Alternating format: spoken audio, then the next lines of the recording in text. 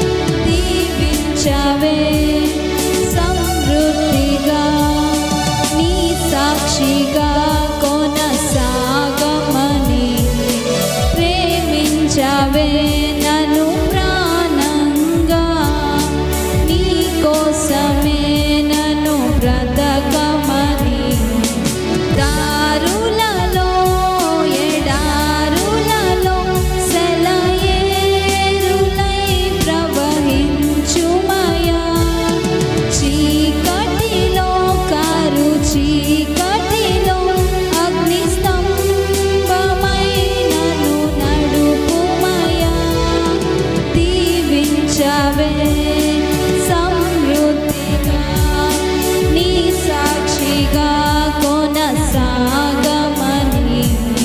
ప్రేమించావే నన్ను ప్రాణంగా నీ కోసమే నన్ను బ్రతకమని.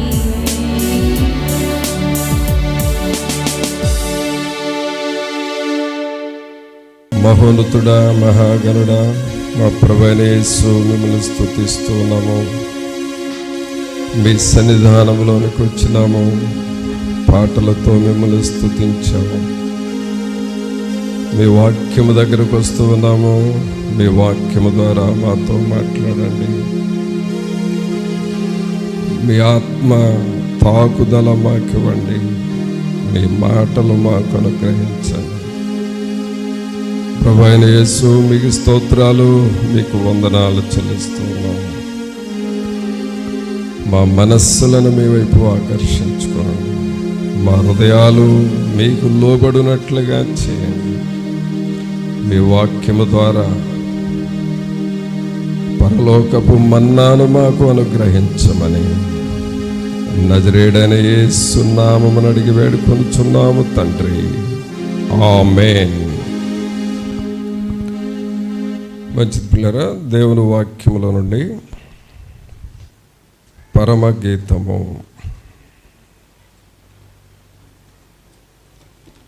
2వ అధ్యాయము 1వ వచనం చదువుకుందాం.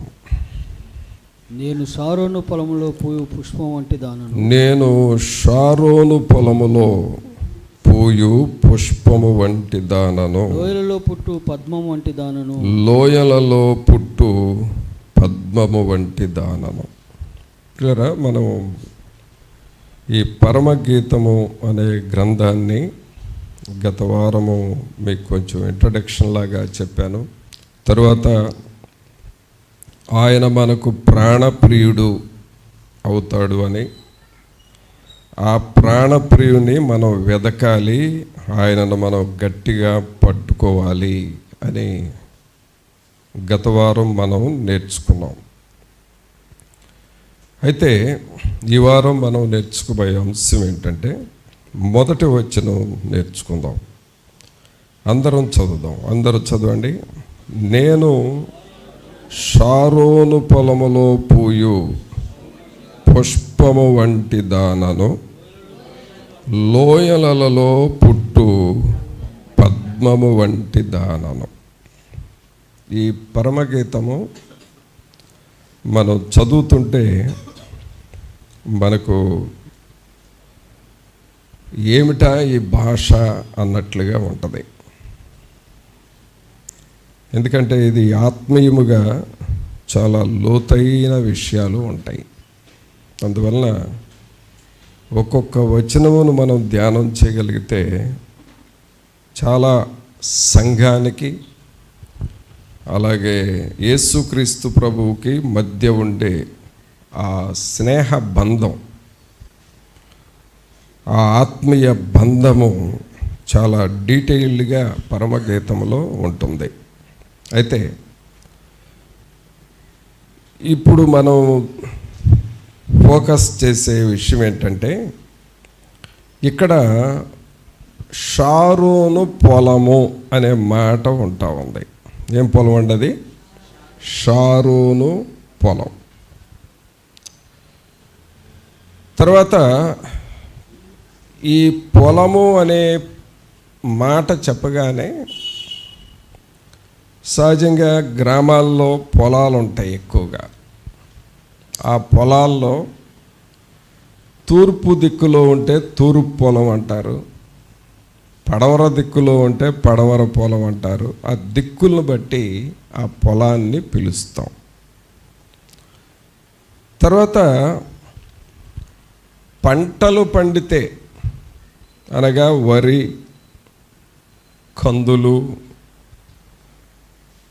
అలాగే జొన్నలు, మొక్కజొన్న, మినుము, పెసర, ఇలాంటి పంటలు పండితే దాన్ని పొలం అంటాము. కానీ పువ్వులు కాసే వాటిని తోట అంటాం,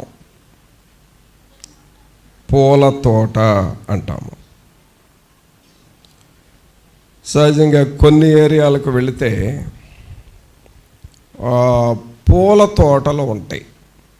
గులాబీ పువ్వులు కాసే తోట, గులాబీ తోట. అలాగే లిల్లీ పువ్వులు కాసే తోట, లిల్లీ తోట. అలాగే మల్లె పువ్వులు కాసేది మల్లె తోట. ఇలాగూ పువ్వులు కాసేది ఏరియాని తోట అంటాం. పంటలు పండితే పొలం అంటాం, పువ్వులు కాస్తే తోట అంటాము. జనరల్గా మనం ఎప్పుడన్నా ఈ పువ్వులు కాసే, పువ్వులు పూసే తోటల్లోకి వెళితే మన మనస్సు చాలా ఆహ్లాదంగా ఉంటుంది.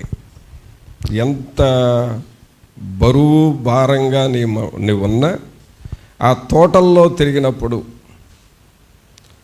ఆ పూలను చూసినప్పుడు, ఆ పూల తోటల్లో మనస్సు ఉల్లాసంగా ఆహ్లాదంగా ఉంటుంది. అందుకనే ఎప్పుడూ అపార్ట్మెంట్లోనే బ్రతకండి, అప్పుడప్పుడు కాస్త తోటల్లోకి వెళ్ళి వస్తూ ఉండండి.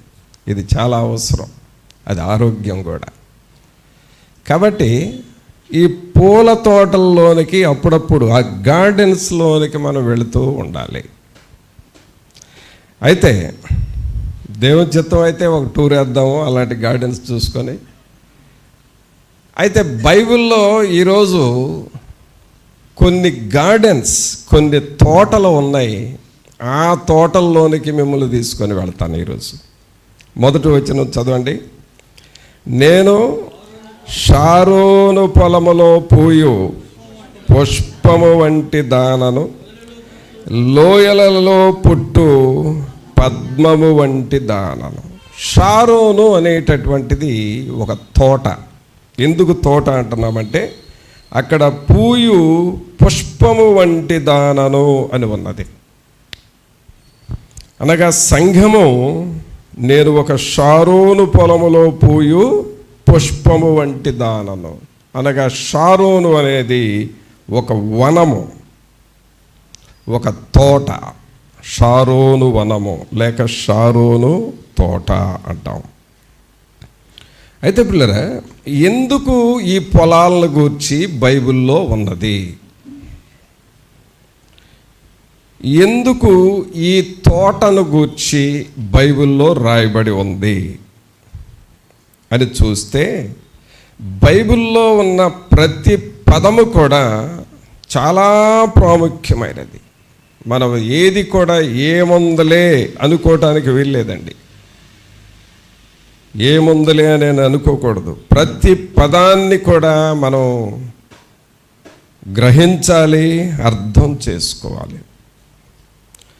ఇక్కడ బైబిల్లో ఈ షారోను పొలమును గూర్చి మీకు చెప్పబోయే ముందు, ఇంకా ఇలాంటివి ఏమైనా బైబిల్లో ఈ తోటలు కానీ ఈ పొలాలను గూర్చి కానీ బైబిల్లో ఉన్నవా అని ఆలోచన చేస్తే, దేవుని వాక్యంలో మనం చూస్తే బైబిల్లో మొట్టమొదట ఒక వనము ఉన్నది.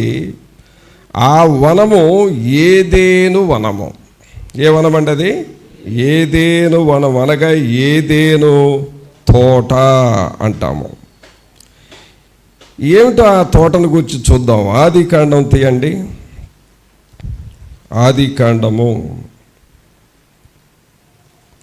2వ అధ్యాయము. ఆదికాండము 2వ అధ్యాయము 8వ వచనం చదవండి. దేవుడైన యెహోవా, దేవుడైన యెహోవా తూర్పున ఏదేను ఒక తోటను వేసి, తూర్పున ఏదెనులో ఒక తోట వేసి తాను నిర్మించిన నరుని దానిలో ఉంచెను. మరియు దేవుడైన యెహోవా చూపునకు రమ్యమైనది ఆహారమునకు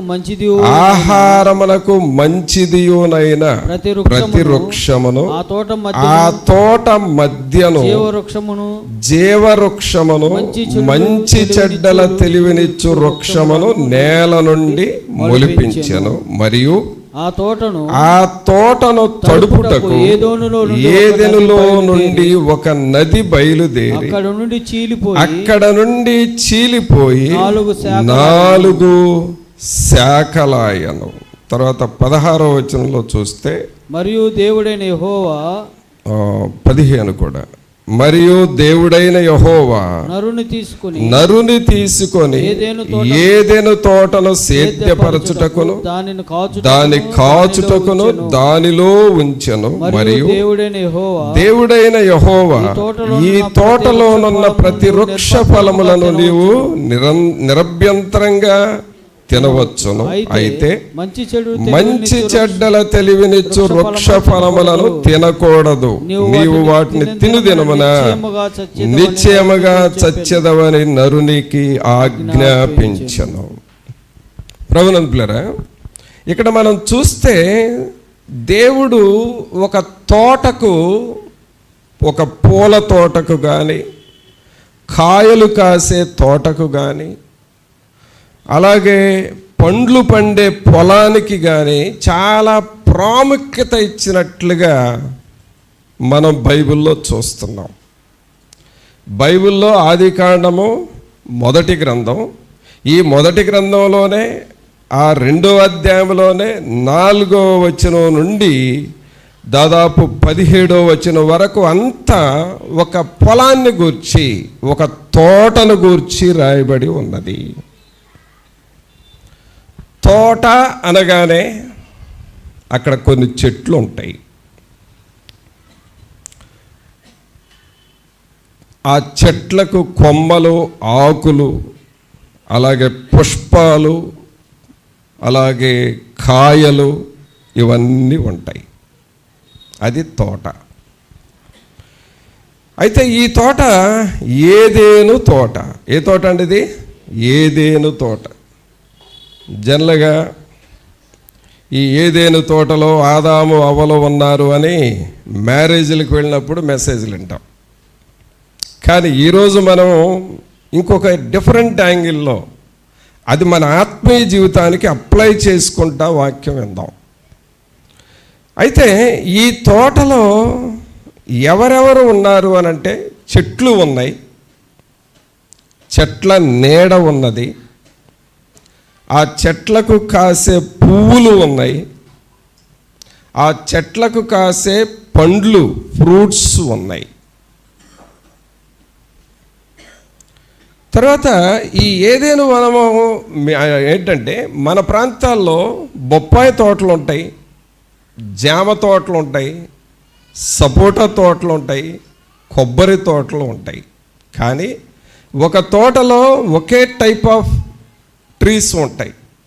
కానీ ఏదేను మనం ఏమిటంటే అన్ని రకాల చెట్లు, అన్ని రకాల ఫలాలు పండే తోట. ఇది చాలా పెద్ద తోట, అన్ని ఫ్రూట్స్ ఉంటున్నాయి ఆ ఏదేను వనములో. తర్వాత దేవుడు చేసింది ఏంటి అనంటే ఆ తోటలో నీళ్లు పొయ్యాలి అనంటే ఆ రోజుల్లో బావులు లేవు, మోటార్లు లేవు. అందుకని దేవుడు అప్పటికప్పుడు 4 రకాల నదులను పుట్టించి ఆ 4 నదులు ప్రవహిస్తూ ఉంటే ఆ నీళ్లు చెట్లు పీల్చుకొని తోటలు మరి పెరుగుతూ ఉన్నాయి, అలాగే ఆకుపచ్చగా ఉంటున్నాయి, ఫలిస్తూ ఉన్నాయి. తర్వాత ఈ తోటలో ఉన్నటువంటి చెట్లే కాకుండా ఇంకా ఎవరున్నారు అనంటే ఆదాము హవ్వ అనే 2 మనుషులు ఉన్నారు. వారిద్దరే కాకుండా దేవదూతలు అక్కడ ఉన్నారు. వారే కాకుండా అప్పుడప్పుడు దేవుడు కూడా ఆ తోటలోనికి వచ్చి వెళతా ఉన్నాడు. ఇదండి ఆ తోట సీనరీ. అయితే పిల్లరా, మనం గమనించాల్సింది, ఇక్కడ నేర్చుకోవాల్సింది ఏమిటంటే,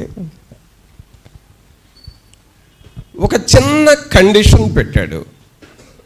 ఏంటి అంటే, తోటలో ఉన్న పండ్లన్నీ తినండి, కానీ జీవవృక్ష ఫలమని తోట సెంటర్లో పెట్టాను, అది మాత్రం మీరు తినొద్దు అన్నాడు.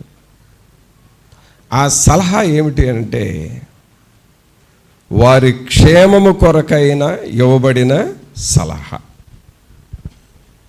అన్ని పండ్లు తినండి, ఆ ఒక్క పండు తినొద్దు. అది ఒక సలహా లేక అది ఒక ఆజ్ఞ. అది ఎందుకు ఇవ్వబడిన ఆజ్ఞ అంటే, ఆ కుటుంబ క్షేమం కొరకు ఇవ్వబడిన ఆజ్ఞ. అయితే పిల్లరా, ఇక్కడ జరిగింది ఏమిటి అని అంటే, అన్నీ ఉన్నాయి, చెట్లు ఉన్నాయి, పండ్లు ఉన్నాయి, తినటానికి ఉంది, ఆ చెట్లు బ్రతకడానికి నీళ్లు ఉన్నాయి, దేవుడు వస్తున్నాడు, దేవదూతలు వస్తున్నారు, మనుషులు ఉన్నారు, అన్ని బాగానే ఉన్నాయి. కానీ ఒక్క పండు మాత్రం నిషేధించబడింది, అది తినొద్దు అని చెప్పాడు. ప్రభునందు పిల్లరా, ఇది దేనిని చూపిస్తూ ఉంది అనంటే, ఏదేను వనము మనము బ్రతుకుచున్న లోకాన్ని చూపిస్తుంది. మనం బ్రతుకుచున్న లోకము, దీనిని ఆత్మీయముగా మనం తీసుకుంటే, చెట్లు ఆహారాన్ని ఇచ్చినట్లుగా దేవుడు నీకు కావలసిన ఆహారాన్ని ఇస్తున్నాడు. చెట్లు బ్రతకటానికి నదులు పుట్టించి నీళ్ళు ఇచ్చినట్లుగా ఎప్పటికప్పుడు దేవుడు నీకు కావలసిన సప్లై చేస్తూ ఉన్నాడు. అలాగే నీవు బ్రతకటానికి మనుషుల్ని తోడుగా, సంఘాన్ని తోడుగా, దేవుని బిడ్డలను నీకు తోడుగా సహవాసంగా ఉంచాడు. అలాగే దేవదూతలు ఆ తోటలోనికి వచ్చి వారిని చూస్తున్నట్లుగా దేవుడు తన సేవకుల్ని, తన బిడ్డలైన వారిని నీకు తోడుగా ఉంచాడు. అలాగే అప్పుడప్పుడు దేవుడే వచ్చి వారితో సహవాసం చేస్తున్నట్లుగా, దేవుడే మన మధ్యకు వచ్చి సహవాసం చేసేటట్లుగా దేవుని సన్నిధి, ఆయన సహవాసం మనం అనుభవిస్తూ ఉన్నాం. ఇవన్నీ బాగానే ఉన్నాయి. ఇదంతా ఒక లోకము. ఈ లోకములో మనము జీవిస్తూ ఉన్నాం. అయితే అక్కడ ప్రభు చెప్పిన మాట ఏమిటంటే, 16వ వచనం చూడండి. మరియు దేవుడైన యెహోవా, ఈ తోటలోనున్న ప్రతి వృక్ష ఫలములను నీవు నిరభ్యంతరముగా తినవచ్చును, అయితే మంచి చెడ్డల తెలివినిచ్చు వృక్ష ఫలములను తినకూడదు. నీవు వాటిని తినుదినమున నిశ్చయముగా చచ్చెదవని నరునికి ఆజ్ఞాపించాను.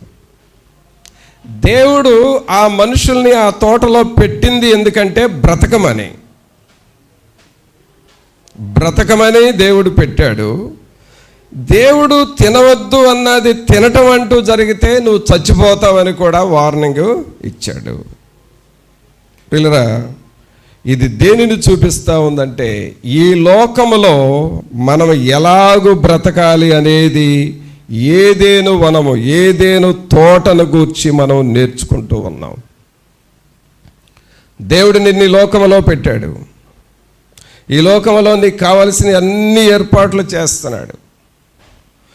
నువ్వు తినడానికి, ఉండటానికి, అలాగే సహవాసం చేయటానికి, ఆత్మీయంగా బ్రతకటానికి కావలసిన ఫెసిలిటీస్ అన్ని ప్రభువు నీకు ఇచ్చాడు.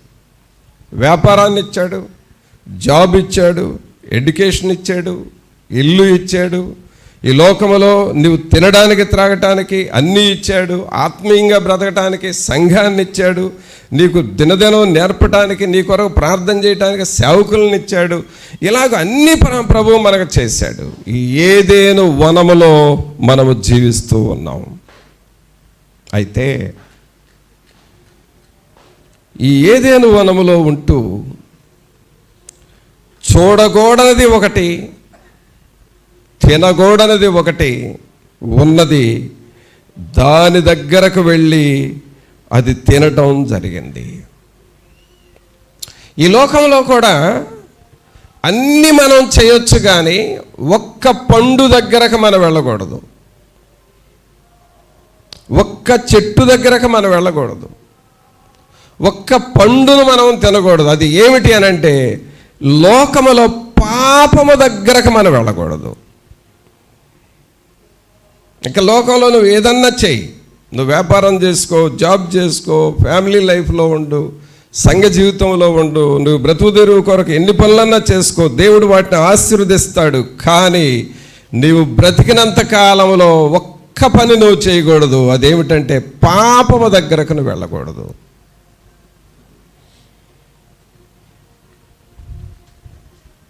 పాపము దగ్గరకు వెళ్ళకుండా సాతానుడు చెప్పిన మాట ఒక్కటి వినకుండా ఇక నువ్వు ఏది చేసినా కూడా దేవుడు బహుగా నిన్ను ఆశీర్వదిస్తాడు. కానీ ఈ దినాల్లో జరుగుతుంది ఏమిటి అనంటే, ఆదాము హవ్వలను ఏదేను వనములో పెట్టినట్లుగా దేవుడు మనల్ని ఈ లోకము, ఏదేను వనం అనేది లోకానికి గుర్తు, ఈ లోకములో ఒక ఏదేను వనములో ప్రభు మనల్ని పెట్టాడు. కానీ పాపము దగ్గరకు వెళ్ళొద్దు అనంటే పాపము దగ్గరకే వెళ్ళే మనుషులుగా ఉంటూ ఉన్నారు.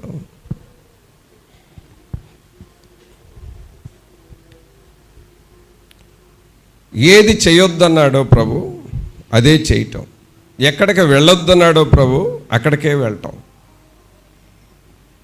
ఈ పాపము జోలికి నువ్వు వెళ్ళొద్దు అనంటే అక్కడికే వెళ్ళటం. ఇలాగూ వెళుతూ ఉన్నారు. అందువలన దేవుడు వాళ్ళని చేసింది ఏమిటి అనంటే, ఈ తోటలో ఉండటానికి మీరిక పనికిరారు అన్నాడు. అనగా నిశ్చయముగా చచ్చెదరు అని అన్నారు చూడండి. అనగా వారు దేవుని తోటలో, ఏదేను తోటలో నుండి ప్రక్కకు వెళ్ళిపోయారు. ప్రభునంతులరా, ఈ ఏదేను వనములో ఉండటానికి ఉంది, తినటానికి ఉంది. కానీ చేయకూడని పని ఒకటి ఉన్నది. ఆ పనిని నువ్వు చేస్తే నువ్వు సమస్తం కోల్పోతావు అన్నాడు. వీళ్ళు అలాగూ చేశారు. మన జీవితాల్లో కూడా ఈ లోకములో ఉన్నప్పుడు పాపము జోలికి పోకుండగా మనము బ్రతకాలి అనేది ఈ ఏదేను వనం మనకు నేర్పిస్తూ ఉన్న పాఠం. అయితే ఇప్పుడు వీళ్ళు బయటికి వెళ్ళారు. వీళ్ళని ఏం చేయాలి? ఇప్పుడు తోటల్లో ఈరోజు మనం మెసేజ్ వింటున్నామని చెప్పుకున్నాం కదా. ఏదేను తోటలో ఉన్నారు, ఆశీర్వదింపబడ్డారు, కానీ తోటలో నుండి బయటికి వెళ్ళిపోయారు. అయితే ఇప్పుడు ఇంకొక తోట ఉంది. అంటే వీళ్ళు దేవుడిచ్చిన ఆశీర్వాదాలు, దేవుడిచ్చిన రక్షణను కోల్పోయిన బిడ్డలుగా వీళ్ళు ఉన్నారు. కాబట్టి అంత మాత్రాన దేవుడు వాళ్ళని వదిలేయట్లేదు. ఆ వదిలేయకుండా వాళ్ళని ఇంకొక తోట దగ్గరకు తీసుకొని వెళుతున్నాడండి ప్రభు. చూడండి, ఆదికాండంలోనే 18వ అధ్యాయం తీయండి, మొదటి వచనం చదువుదాం. ఆదికాండము 18వ అధ్యాయము మొదటి వచనం చదవండి. మరియు మమ్రే దగ్గరనున్న సింధూర వనములో అబ్రహాము ఎండవేళ గుడారపు ద్వారమందు కూర్చొని ఉన్నప్పుడు యెహోవా అతనికి కనబడెను. అందరూ ఈ మాట మీ చేయి పైకి లేపి బిగ్గరగా చెప్పండి. మమ్రే దగ్గరనున్న సింధూర వనములో అబ్రహాము ఎండవేళ గుడారపు ద్వారమందు కూర్చొని ఉన్నప్పుడు యెహోవా అతనికి కనబడెను. ఆమేన్. ఇప్పుడు ఇక్కడ రెండవ తోటను మనం చూస్తున్నాం. ఈ తోటనే వనము అని చదువుతున్నాం. ఏమిటి ఈ తోట పేరంటే సింధూర వనము. ఏ వనం అండి ఇది? సింధూర వనము. ఏమిటి సింధూర వనం? జనరల్గా మనకు ఏదేను వనం అనేది అందరికీ తెలుసు. ఈ సింధూర వనం అనేది కొంచెం బైబిల్తో టచ్ ఉండే వాళ్ళకే తెలుస్తుంది, అందరికీ తెలియదు. సింధూర వనం ఏమిటి? ఈ సింధూర వనం అనే కనుక మనం చూస్తే పిల్లరా, ఏదేను వనములో ఆ మనుషులు బయటికి త్రోసివేయబడ్డారు. మరలా ఇక ఎన్నడూ వాళ్ళు ఆ ఏదేను వనములోనికి రమ్మని దేవుడు పిలవలేదు. ఆదాము హవ్వలు ఏదేను వనంలో నుండి ఒక్కసారి బయటికి వెళ్ళిన తర్వాత మరలా ఎన్నడూ ఆ వనంలోకి పోలేదండి. అంత భాగ్యాన్ని, అంత ఆశీర్వాదాన్ని వాళ్ళు పోగొట్టుకున్నారు. కారణం ఆ పాపము చేసినందువల్ల.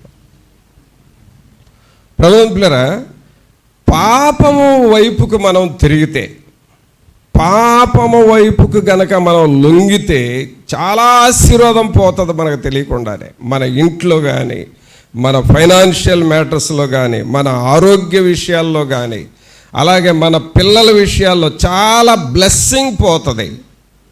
పాపము వైపుకు గనక మనం వెళ్ళామంటే చాలా ఆశీర్వాదం మనం కోల్పోతాం. అందుకనే మనం ఎన్నడూ పాపము దగ్గరకు వెళ్ళకూడదు, పాపముతో మనం స్నేహం చేయకూడదు. ఆ విషయంలో ఒక కండిషన్ పెట్టుకోవాలి. నేను పాపం లేకుండా బ్రతకాలనేది నువ్వు ఒక నిశ్చయత తీసుకోవాలి. ఇప్పుడు వీళ్ళు బయటికి వెళ్ళారు. వెళ్ళిన తర్వాత వీళ్ళ సంగతి ఏంటి? వీళ్ళని వదిలేయటమేనా?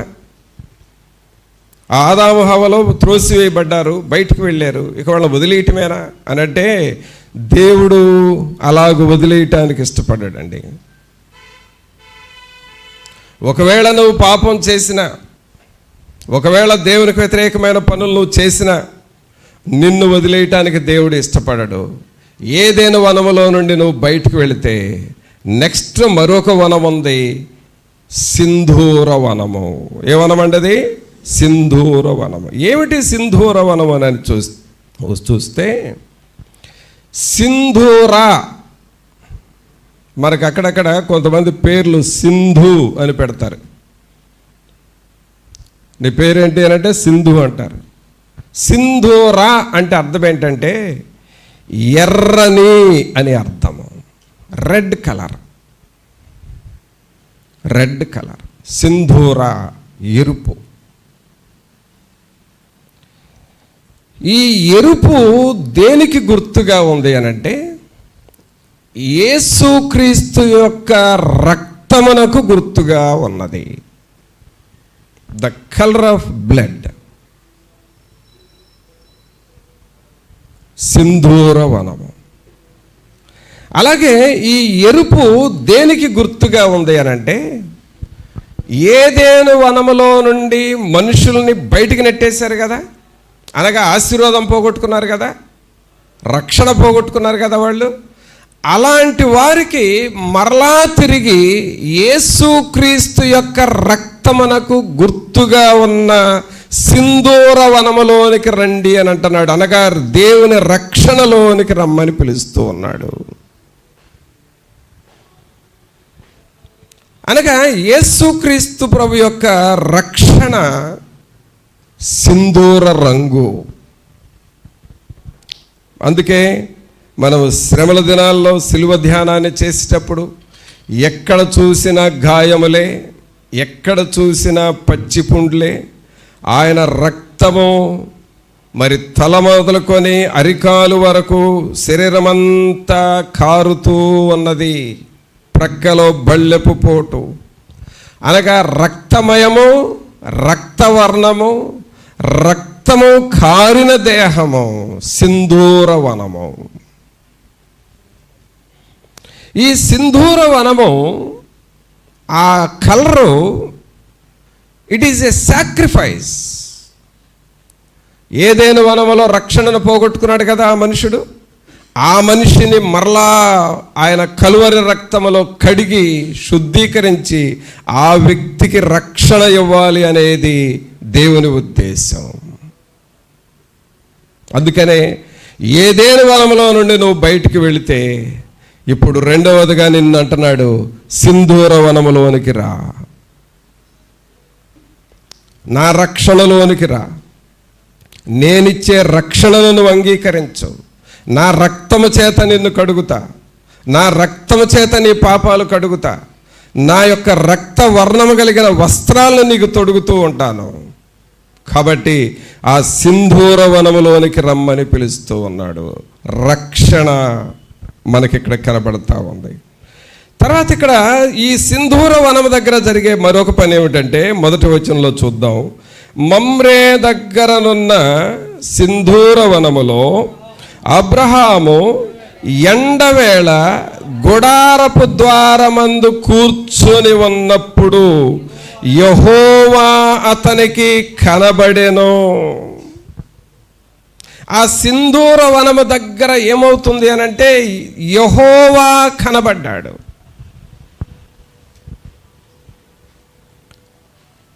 ఇక్కడ మనం గమనించాలి, వీళ్ళు ఎక్కడి నుంచి వచ్చిన, ఏ వనంలో నుండి వచ్చారండి? ఫస్ట్ ఏదైనా వనంలో నుండి వచ్చారు. ఏదైనా వనంలో దేవుడు ఉన్నాడు, వీళ్ళేమో తోటకి బయట ఉన్నారు. ఇప్పుడు వాళ్ళకి దేవుడు కనబడుతున్నాడా అని అంటే కనబడట్లా.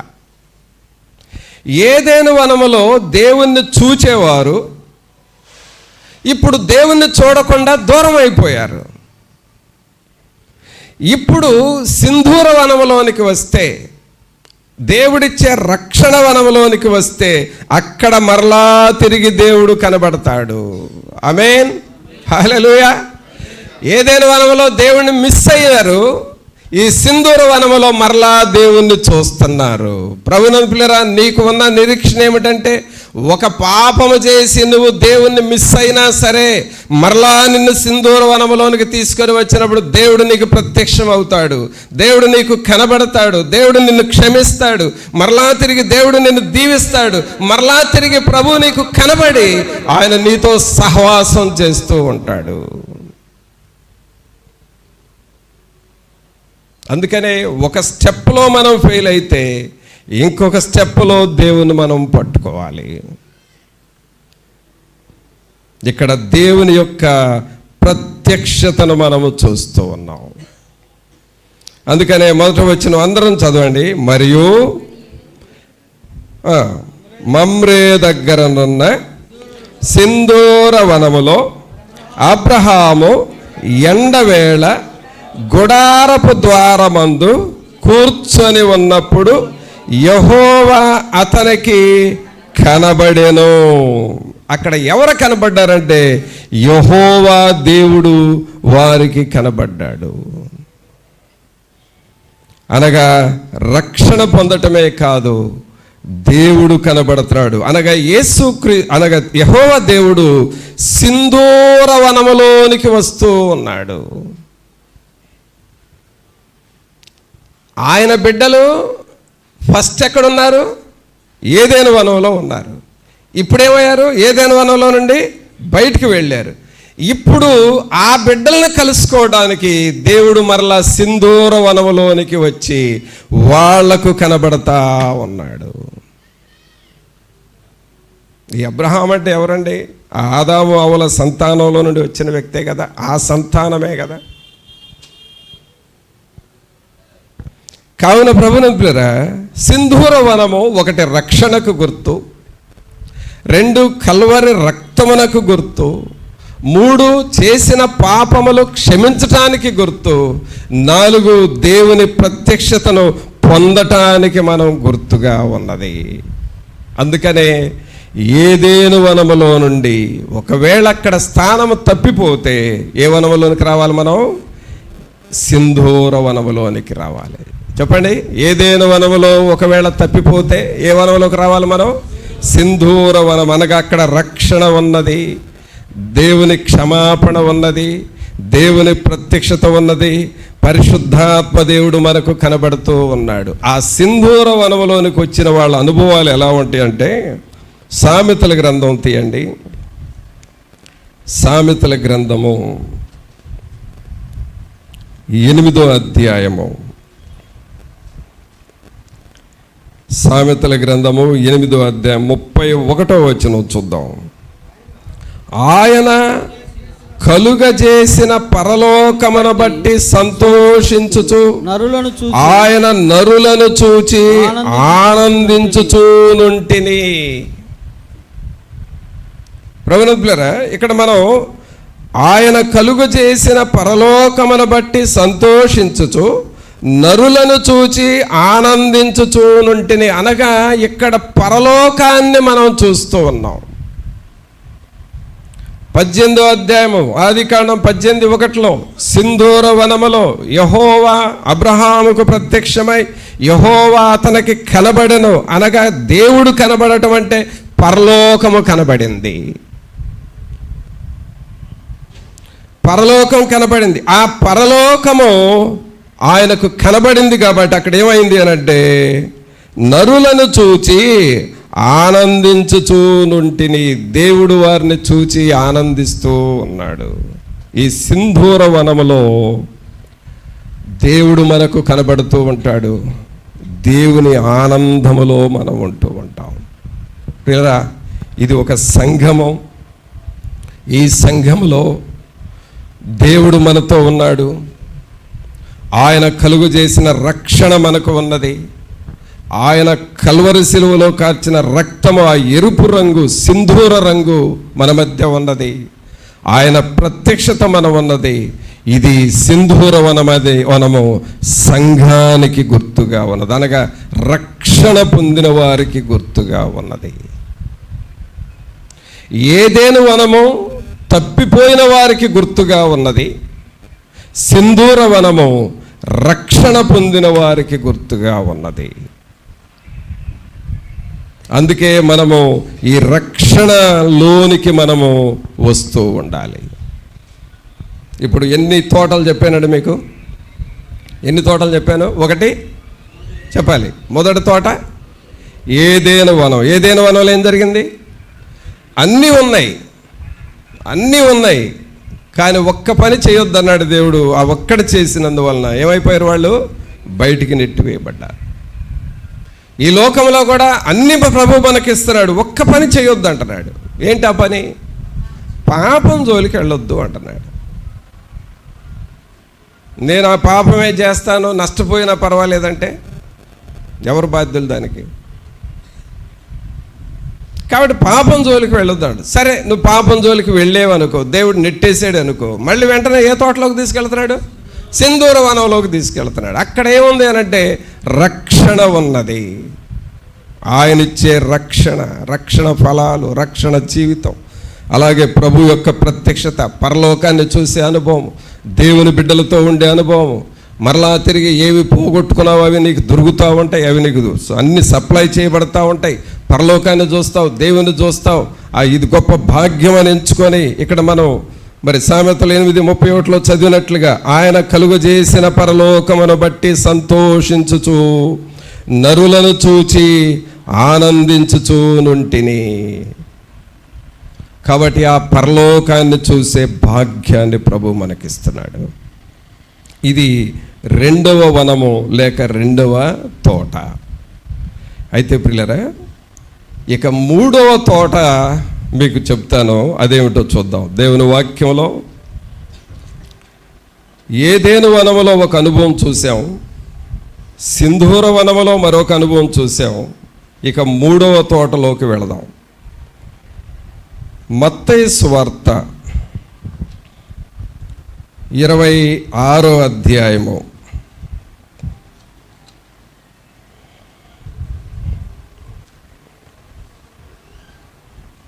మత్తయి సువార్త 26వ అధ్యాయము 36వ వచనం తీయండి.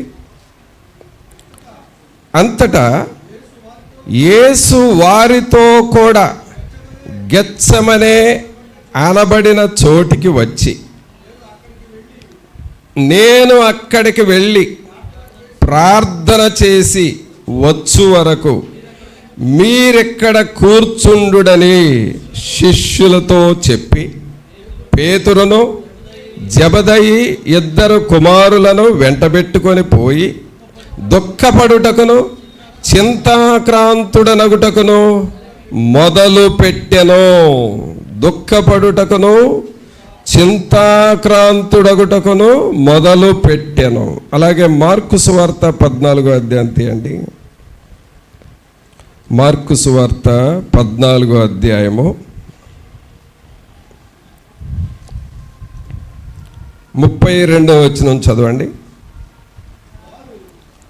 వారు గెత్సెమనే అనబడిన చోటునకు వచ్చినప్పుడు ఆయన, నేను ప్రార్థన చేసి వచ్చు వరకు మీరిక్కడ కూర్చుండుడని తన శిష్యులతో చెప్పి పేతురును యాకోబును యోహోనును వెంటబెట్టుకొని పోయి మిగుల విభ్రాంతి నొందుటకును చింతాక్రాంతుడనగుటకును ఆరంభించెను. తర్వాత 34 చదివితే, అప్పుడు ఆయన, నా ప్రాణము మరణమగునంతగా దుఃఖములో మునిగి ఉన్నది, మీరిక్కడ ఉండి మెలకుగా ఉండుడని వారితో చెప్పి. ప్రభునందు ప్రియరా, ఇది 3వ తోట. ఈ తోట పేరు ఏమిటంటే గెత్సెమనే తోట. ఏ తోట అంటే ఇది చెప్పండి అందరూ? గెత్సెమనే వనం. ఏదైనా వనాలు ఏం జరిగింది? దేవుడు అంతా ఇచ్చి సుఖంగా బ్రతకండి అంటే ఒక్క పని చేయొద్దంటే చేశారు. ఏంటది? పాపం జోలికి వెళ్ళారు. అందుకనే దేవుడు వాళ్ళని నెట్టేశాడు. వాళ్ళని అలా వదిలిపెట్టలేదు. తీసుకొచ్చి ఎక్కడ ఏ వనంలోకి రమ్మన్నాడు? సింధూర వనంలోనికి రమ్మన్నాడు. సింధూర వనంలో ఏముంది? రక్షణ ఉన్నది, దేవుని కాపుదల ఉంది, దేవుని క్షమాపణ ఉన్నది, దేవుని ప్రత్యక్షత. యెహోవా దేవుడు వారికి కనబడ్డాడు. పరలోకాన్ని చూసి వారు ఆనందించారు. ఈ సింధూర వనం అనగా దేవుని యొక్క సంఘం. ఇప్పుడు 3వ వనంలోకి వెళుతున్నాం, గెత్సెమనే వనం. ఆమేన్. ఏ వనం అండి ఇది? ప్రియరా, ఈ గెత్సెమనే వనాన్ని గురించి మీకు చెప్పాలంటే నేను చెబుతాను, కానీ మీకు వినాలంటే మీకు ధైర్యం ఉండాలి. కొన్నిసార్లు అంటారే ధైర్యం లేకపోతే ఇది చూడొద్దు అని. ఈ గెత్సెమనే వనాన్ని గురించి వింటంటేనే నీకు ధైర్యం ఉండాలి.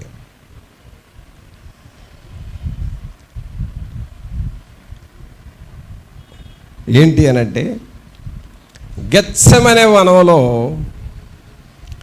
ప్రాణము విసిగిపోతుంది.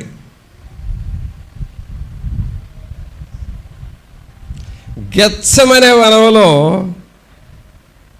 లేనిపోయిన శ్రమలు వచ్చి పడతాయి నీకు.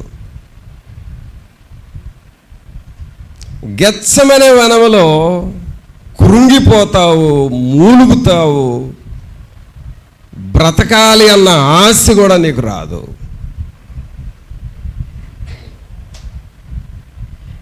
గెత్సెమనే అంటే అర్థం ఏంటంటే నలగగొట్టుట అనే అర్థము.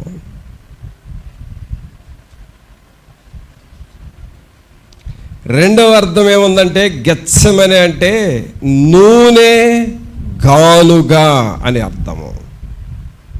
నూనె గానుగా. ఈ నూనె గానుగా అంటే అది ఎలా ఉంటుందంటే,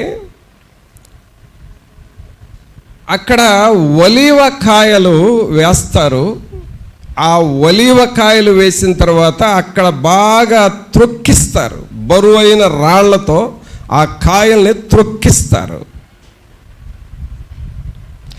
ఆ త్రొక్కగా అవి బాగా నలిగిపోయి విత్తనాలు నలుగుతాయి, కండ నలుగుతుంది, ఆ కాయ షేప్ అంతా మారిపోతుంది. చివరికి దానిలో నూనె బయటకు వస్తుంది. దానినే నూనె గానుగా అంటాం. కొంచెం మీకు పెద్దోళ్ళకి తెలుస్తుంది ఇప్పుడు నేను చెప్పబోయే మాట. అదేమిటంటే, ప్రారంభంలో ఆమదపు చెట్లుండేవి. ఆమదపు చెట్లకి కాయలు కాస్తాయి, అవి ముళ్ళముళ్ళగా ఉంటాయి. ఆ కాయలు బాగా ఎండిన తర్వాత ఆమదపు విత్తనాలు వస్తాయి. అవి దాదాపు ఆల్మోస్ట్ ఈ సపోటా విత్తనానికి దగ్గరగా ఉంటాయి. అయితే ప్రారంభంలో ఏం చేసేవాళ్ళంటే, వాటిని రోట్లో వేసి, ఆ ఆముదపు విత్తనాలని రోట్లో వేసి బాగా రోకలతో దంచేవాళ్ళు. అలాగూ దంచుతూ ఉంటే ఆ పెక్కు ఉన్నంతసేపు ఏమో ఎగిరెగిరి పడతాయి అవి. ఆ పెక్కు నలిగిపోయిన తర్వాత అవి ఇక నలగటం ప్రారంభమవుతాయి. ఆ నలిగి నలిగి నలిగి నలిగి ఆ ముద్దలాగా, చపాతీ పిండి ముద్దలాగా మారుతుంది. ఆ ముద్దను పిండితే ఆముదం కారతా ఉంటుంది. అది ఒరిజినల్ ఆముదం. ఆ ఆముదాన్ని బిడ్డకు ఏ నొప్పి వచ్చినా ఆముదమే వేసేవాళ్ళు. కడుపులో నొప్పి కానీ, తుమ్ములు కానీ, జలుబు కానీ, చిన్నబిడ్డ నొప్పులు కానీ, ఏ నొప్పులు వచ్చినా ఆముదం బొట్లు వేసేవాళ్ళు. సడన్గా తగ్గిపోయేది. కావున గెత్సమనే అంటే అర్థం ఏంటంటే నలగగొట్టుట. ప్రభునంతులారా, మనము ప్రతి ఒక్కరము ఈ గెత్సమనే వనములోనికి మనం వెళ్తూ ఉంటాం. ఏమిటయా ఎప్పుడు ఎలాంటి తోటల్లోనికి వెళ్ళలేదా అనంటే, ఇది తోట లాంటిదే, కానీ నీ లైఫ్ అనుకోకుండా ఆ తోటల్లోకి వెళ్ళిపోతుంది. కారణం ఏంటో తెలుసా? కొన్ని శ్రమలు వచ్చి పడతా ఉంటాయి, కొన్ని శోధనలు వచ్చి నీ మీద పడతా ఉంటాయి. డిపార్ట్మెంట్లో ఎవరో నీకు ఒక సమస్య సృష్టించి పెడతారు. నీ ప్రక్కమిటోళ్ళ ద్వారా ఎవరో ఒక సమస్య నీకు వస్తుంది.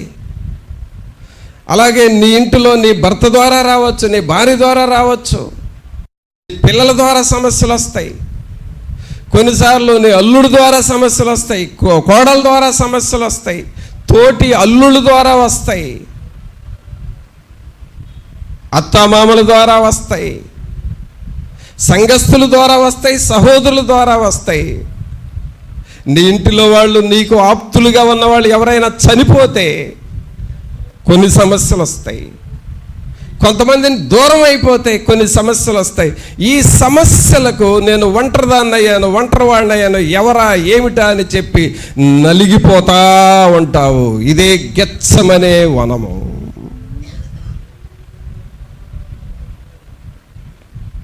నీ ఇంటిలో వాళ్ళకి ఈ వ్యాధి తగ్గదు, మరణిస్తారు అని సడన్గా డాక్టర్లు చెబితే నువ్వు గెత్సమనే వనంలో పడిపోయినట్లేక.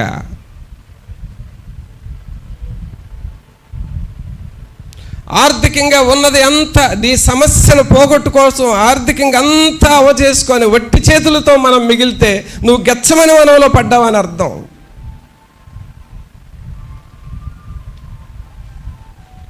కొన్ని సమయాల్లో పిల్లరా మన జీవితాలు గెత్సమనే వనములోనికి వెళతా ఉంటాయి.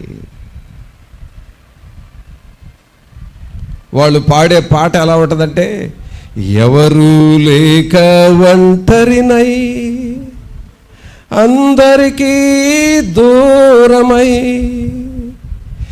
ఎవరు లేక ఒంటరినై అందరికీ దూరమై, అనాథగా మిగిలాను రావా యేసయ్యా, రావా యేసయ్యా, రావా యేసయ్యా, రావా యేసయ్యా.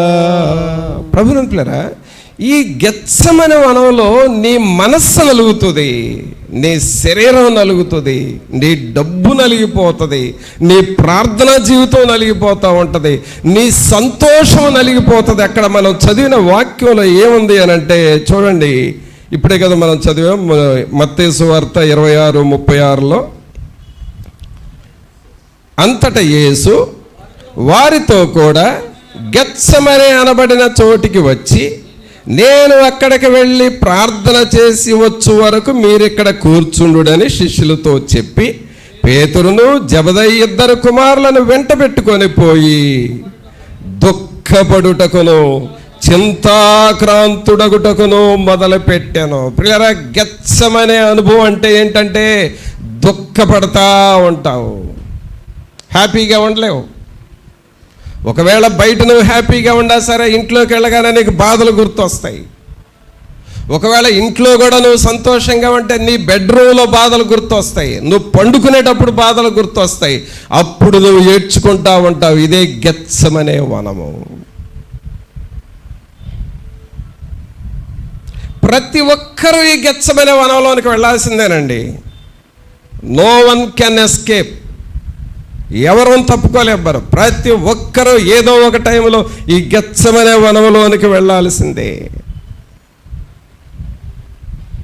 కానీ సహోదరుడా, సహోదరి, అవునయ్యా, ఇలాంటి సమస్యలు నాకున్నాయి, ఇలాంటి బాధలు ఉన్నాయి, ఇంట్లో వాళ్ళ ద్వారా, బయట వాళ్ళ ద్వారా, ఉద్యోగంలో, నేను చేసే పనుల్లో, లేక అనారోగ్య సమస్యలో ఎలాంటి బాధలు అనుభవిస్తున్నాను, నేను నలిగిపోతున్నాను, నలిగిపోయి ఈ దినం నేను ఇక్కడికి వచ్చానని నువ్వు ఒకవేళ వచ్చి ఇక్కడ కూర్చుంటే ప్రభు అంటున్నాడు, ఈ నలుగుటలో దేవుడు శ్రేష్టమైనది బయటికి తీసుకొని వస్తాడు. నీ జీవితం ఎంత నలిగితే అంత గొప్ప వ్యక్తిగా నువ్వు మారతావు. పద్మసు ద్వీపములో యోహోను చిత్రహింసలతో నలిగిపోయాడు. చివరిగా దేవుని ప్రత్యక్ష పొంది ప్రకటన గ్రంథాన్ని రాశాడు. దావీదు శత్రువుల బాధ చేత, శత్రువుల చేత నలిగిపోయాడు. ఆ తర్వాత ఆయన లోయల్లో నుండి, ఆ గాఢాంధకారపు లోయల్లో నుండి నలిగిపోతా వచ్చాడు. ఆ తర్వాత శ్రేష్టమైన మహారాజుగా మారాడు. కీర్తనల గ్రంథం రాశాడు. అబ్రహాముకు కరువు వచ్చింది, కరువులో నలిగిపోయాడు. పిల్లలు లేక నలిగిపోయాడు. ఆ తర్వాత కరువు పోయింది, ఆశీర్వాదం వచ్చింది. ఆ తర్వాత పిల్లలు లేరనుకుంటే పిల్లలు వచ్చారు, గొప్ప సంతానం అయిపోయినది. అబ్రహాము గెత్సెమనే వనములో నుండి బయటకు వచ్చాడు. దావీదు గెత్సెమనే వనములో నుండి బయటకు వచ్చాడు. యోహోను గెత్సెమనే వనములో నుండి బయటకు వచ్చాడు. పౌలు గారు అంటున్నాడు, అనేక శ్రమలు, అనేక ఉపద్రవాలు, అనేక ప్రయాణాలు, ఆకలి బాధ, చలి బాధ, సముద్ర ప్రయాణాల బాధ, రకరకాల బాధల్లో నేను ఉన్నాను. ఆ గెత్సెమనే వనములో పౌలు ఉన్నాడు. ఆ తర్వాత ఆయన అపోస్తలుడిగా, పరిశుద్ధుడిగా మారాడు. గెత్సెమనే వనములో నుండి దేవుడు ఆయన బయటకు తీసుకొని వచ్చాడు.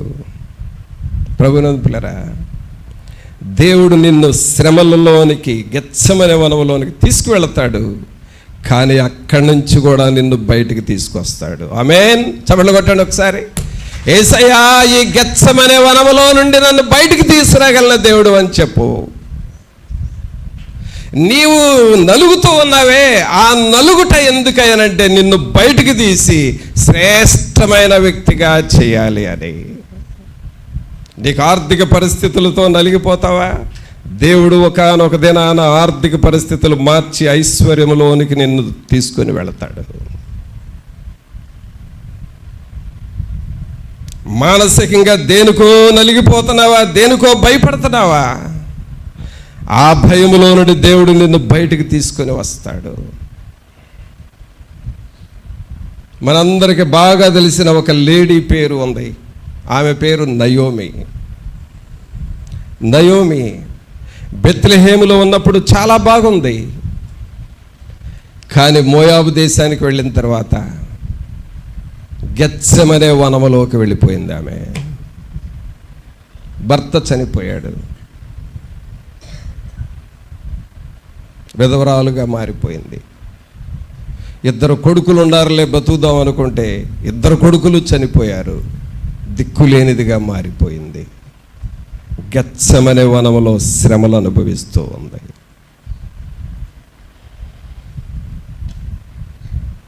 కానీ సహోదరుడా, సహోదరి, దేవుడు నిన్ను ఆ గెత్సెమనే వనములోనే ఉంచడు. ఆ గెత్సెమనే వనములోనే నిన్ను వదిలేయడు. ఆ గెత్సెమనే వనములో, ఆ శ్రమల్లోనే నిన్ను చూసి చూడనట్లుగా ఉంచడు. దేవుడు నయోమిని బయటికి తీసుకొచ్చినట్లుగా బయటికి తీసుకొచ్చి నయోమిని మరలా బెత్లెహేముకు తీసుకొని వచ్చిన తర్వాత, మారా జీవితం మధురుగా మారిన తర్వాత, ఆమెకు రూతుని కోడలుగా ఇచ్చిన తర్వాత, యేసుక్రీస్తు యొక్క ఆశీర్వదింపబడిన వంశంలోనికి ఆ కుటుంబం వచ్చింది. గెత్సెమనే వనములో నుండి దేవుడు ఆ కుటుంబాన్ని బయటికి తీసుకొని వచ్చాడు. యోబు జీవితాన్ని కూడా గురించి ఆలోచన చేస్తే శరీరంలో పుండ్లు, గాయాలు, భార్య ద్వారా వేదనలు, పిల్లలు చనిపోయారు, ఆస్తి పోయింది, అంతా ఓడగొట్టిన నోగల్లాగా ఒక్కడగా మిగిలాడు. అంతా పోయింది, గెత్సెమనే వనములోనికి వెళ్ళాడు. సహోదరుడా, సహోదరి, నీ మనస్సు ఇప్పుడు ఏదో ఒక గెత్సెమనే వనములోనే ఉన్నావు. ఏదో ఆలోచిస్తున్నావు, ఎలాగా ఈ సమస్య నుండి బయటపడేదని అనుకుంటున్నావు. ఎప్పుడు దేవుడు నన్ను బయటేస్తాడని అనుకుంటున్నావు. ఆ గెత్సెమనే వనంలో నువ్వు నలగాలి. నలిగిన తర్వాత నువ్వు శ్రేష్టమైన వ్యక్తివిగా మారతావు. యోబును రెట్టింపుగా ఆశీర్వదించాడు. నయోమి రూతును బహుగా ఆశీర్వదించాడు. దావీదును మహారాజుగా చేశాడు. యోహోనును దేవుని యొక్క రాకడను గురించి చూసే ఆ గొప్ప అపొస్తలుడిగా మారాడు. అబ్రహామును దేవుడు ఆశీర్వదించాడు. వీరందరూ గెత్సెమనే వనములోనికి వెళ్ళిన వారే ప్రియులరా. కావున ఒకవేళ నువ్వు గెత్సెమనే వనములో ఉంటే దేవుడు మరలా నిన్ను బయటికి తీసుకొని వస్తాడు. క్రీస్తునందు పరిమళ సువాసనగా చేస్తాడు. ఏ వనం అండి ఇది? ఏ వనం ఇది? గెత్సెమనే వనం. ఎన్ని వనాలు అయిపోయినాయి ఇప్పటికే? ఎన్ని వనాలు అయిపోయినాయి? 3. 1 ఏదేను వనం, 2 సింధూర వనం, 3 గెత్సెమనే వనం. ఈ వనము కూడా దాటిన తర్వాత ఇంకొక వనం ఉంది, ఇంకొక తోట ఉంది. ఇది అద్భుతముగా ఉంటుంది. పరమగీతం తీయండి. పరమగీతము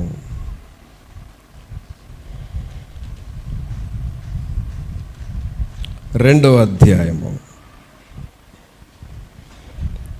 పరమగీతము 2వ అధ్యాయము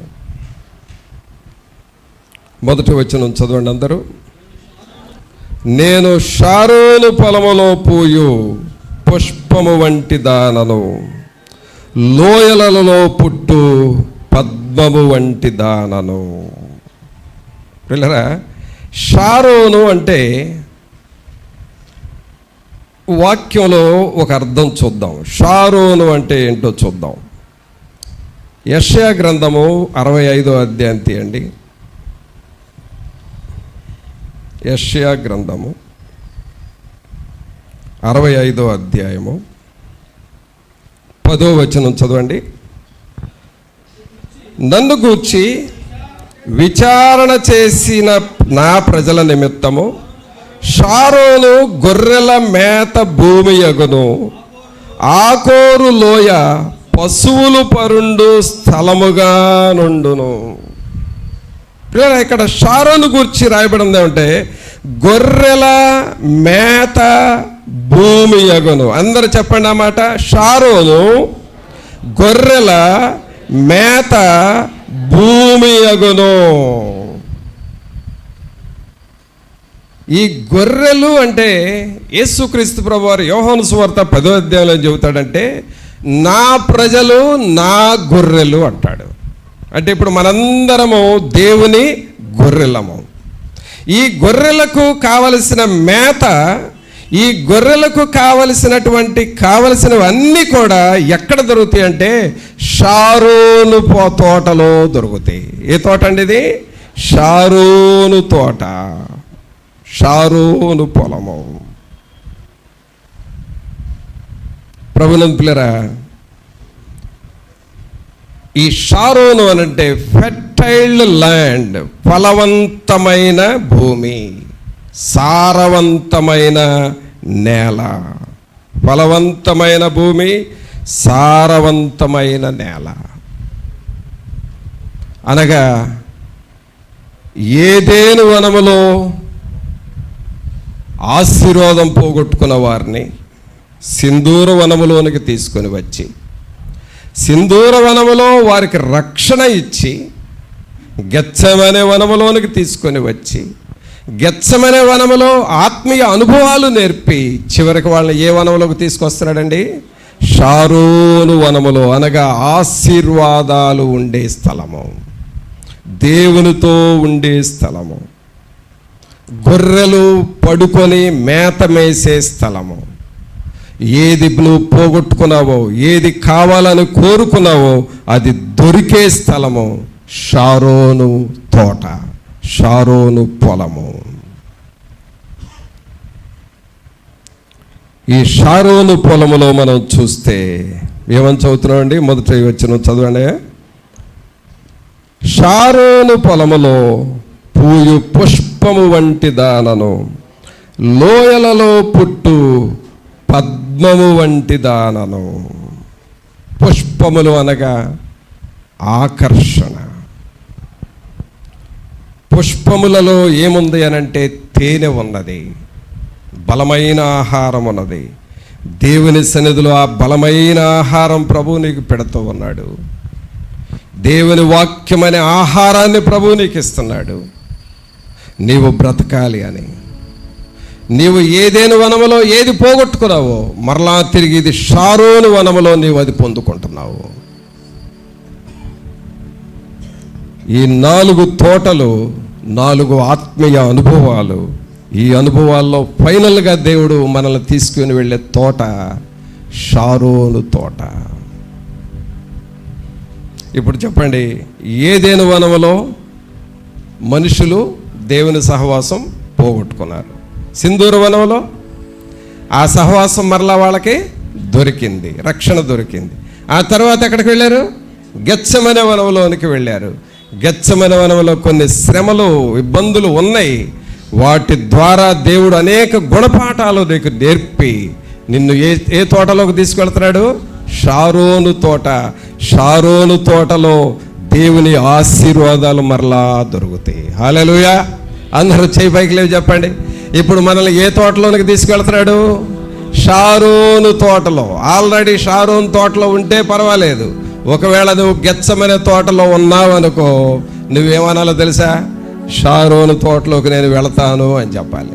ఆమేన్ చెప్పండి. నేను షారోను తోటలోకి వెళతాను అని చెప్పండి. అందరూ చెప్పండి. గెత్సెమనే తోటలో ఉండను, నేను షారోను తోటలోకి వెళతాను. హల్లెలూయా. కావున ప్రభునందు పిల్లరా, ఈ తోటలు, ఈ యొక్క 4 తోటల్లో 4 అనుభవాలు మనం నేర్చుకున్నాం. ఫైనల్గా ప్రభు మనల్ని షారోను పొలంలోకి, షారోను తోటలోకి తీసుకొని వెళతాడు. అలాగూ మమ్మల్ని నడిపించు అని ప్రభువుని అడుగుదాం, ప్రార్థన చేసుకుందాం. ఒక్క నిమిషం మనందరం మన జీవితాన్ని పరీక్షించుకుంటూ ప్రభువుని వేడుకుందాం. ప్రభువా, నా జీవితంలో ఈ ఏదేను వనములోనే నన్ను సుఖముగా ఉండమన్నారు, కానీ పాపము చేయొద్దంటే చేయుటను బట్టి బయటికి నెట్టివేయబడ్డాం. అయినా మీరు మమ్మల్ని వదలలేదయ్యా. సింధూర వనములో మాకు రక్షణ ఇచ్చారు, దేవుని ప్రత్యక్షత ఇచ్చారు. ఆ తర్వాత గెత్సెమనే వనములోనికి తీసుకొని వెళ్ళారు. ప్రాణము విసిగిపోయినంత పరిస్థితి గెత్సెమనే వనములో వచ్చినది, కానీ మా ప్రాణాన్ని బ్రతికించారు. మరలా తోటలో నుండి శ్రేష్టమైన జయములు మాకిస్తూ షారోను పొలములోనికి మమ్మల్ని తీసుకొని వెళుతున్నారు. ఈ షారోను తోటలో మరలా చెట్లు నీడ ఉన్నది, మరలా పండ్లు ఉన్నాయి, ఆకర్షణ ఉన్నది, పువ్వుల ద్వారా తేనె ఉన్నది, బలమైన ఆహారం ఉన్నది. షారోను గొర్రెల మేత భూమి యగును అని వాక్యములో చదివాము. ఒక ఫర్టైల్ ల్యాండ్, సారవంతమైన పొలముగా మమ్మల్ని చేశారు. మా జీవితాలు అలాగూ షారోను తోటలో ఉండ గొర్రెల వలె మేము మీ సన్నిధిలో బ్రతకాలి. అట్టివారిగా చేయండి అని మనం ప్రభువుని అడుగుదామా? తల్లి, తండ్రి, సహోదరుడా, సహోదరి, ఒకవేళ నీ జీవితం గెత్సెమనే వనములో ఉన్నప్పటికీ మరలా నీకు షారోను పొలం ఉన్నది, షారోను తోట ఉన్నదనేది జ్ఞాపకం చేసుకో. ప్రభు నిన్ను అలాగూ లేవనెత్తాలని దేవుని చిత్తమై ఉన్నది. పరిశుద్ధుడైన మా ప్రభా, మహోన్నతుడా, మహాగణుడా, మా ప్రభు అయిన యేసు, మీకు స్తోత్రాలు, వందనాలు చెల్లిస్తూ ఉన్నాము. ప్రభా, మీరు మమ్మలను ప్రేమించి ఈ బైబిల్ గ్రంథములో ఉన్న ఈ 4 తోటల అనుభవాలు మీరు మాకు నేర్పించారు. ఏదేను వనములో సౌఖ్యము, సుఖము ఉన్నది, కానీ పాపము చేయటను బట్టి బయటికి పంపబడ్డారు. ప్రభా మేము పాపము జోలికి పోకూడదు, మా కుటుంబంలోనికి మా జీవితంలోనికి పాపము రాకుండా చూసుకోవాలయ్యా. బహు జాగ్రత్తగా మమ్మల్ని మేము కాచుకొని వారముగా చేయి. ఒకవేళ పాపము చేత గెంటి వేయబడి ఉంటే వెంటనే వాళ్ళని సింధూర వనములోనికి రమ్మని పిలుస్తూ ఉన్నారు. మీరిచ్చే రక్షణ, మీరిచ్చే క్షమాపణ, మీరిచ్చే ప్రత్యక్షత. అబ్రహాము దేవుని ప్రత్యక్షత పొందుకున్నాడు కదా, సింధూర వనములో దేవుణ్ణి కలుసుకున్నారు కదా. పరలోకమును బట్టి మేము సంతోషించే అనుభవాలు మాకివ్వండి. ఆ తర్వాత మమ్మల్ని గెత్సెమనే వనములోనికి తీసుకొని వెళుతున్నారు. మీరు ప్రార్థన చేయండి అన్నారు. అక్కడ ప్రాణము మూలుగుతూ మీరు ప్రార్థన చేశారు. ప్రాణము పోయేంతగా మీరు వేదన పడ్డారు. ఆ మూలుగులు, వేదనలు మా జీవితాలలో కూడా ఉంటున్నాయి. ప్రభువా, మా పిల్లలను కూర్చి, మా కుటుంబ పరిస్థితులను కూర్చి, మా ఆర్థిక పరిస్థితులను కూర్చి, మా ఇంట్లో జరుగుతున్న పరిస్థితులను కూర్చి ఒకటే ఆలోచన చేసి చేసి చేసి గెత్సెమనే వనములో నలగగొట్టబడుతున్నాం. ప్రభువా, ఈ పరిస్థితుల్లో నుండి మేము పైకి లేవాలి, విడుదల పొందాలి. ప్రతి ఒక్కరికి విడుదల రావాలి. షారోను పొలములోనికి మమ్మల్ని నడిపించండి. షారోను పుష్పములు, ఆ సువాసనను మేము అనుభవించాలి. ఆ పొలములో కాసే పండ్లు మేము తినాలయా. ఆ షారోను పొలములో ఉన్న చెట్ల నీడన మేము బ్రతకాలయ్యా. ఈ శ్రేష్టమైన పరలోక అనుభవములో మేము జీవించాలి. తండ్రి, మమ్మల్ని దర్శించు. ఈ ప్రియులతో మీరు ఉండి ఈ వాక్యము వీరిని బలపరిచి ఆదరించి, నాకు షారోను పొలములోనికి నా ప్రభు తీసుకొని వెళతాడనే నిరీక్షణతో బ్రతుకుటకు సహాయం చేయండి. మీ సన్నిధి మా అందరితో ఉంచి నడిపించి మహిమ పొందమని నజరేయుడైన యేసు నామమున అడిగి వేడుకొనుచున్నాము తండ్రి, ఆమేన్. మన తండ్రి అయిన దేవుని ప్రేమ, కుమారుని కృప, పరిశుద్ధాత్మని యొక్క సన్నిధి ఇప్పుడు నెల్లప్పుడు మనందరికి తోడుగా ఉండి సహాయం చేసి నడిపించును గాక. ఆమేన్.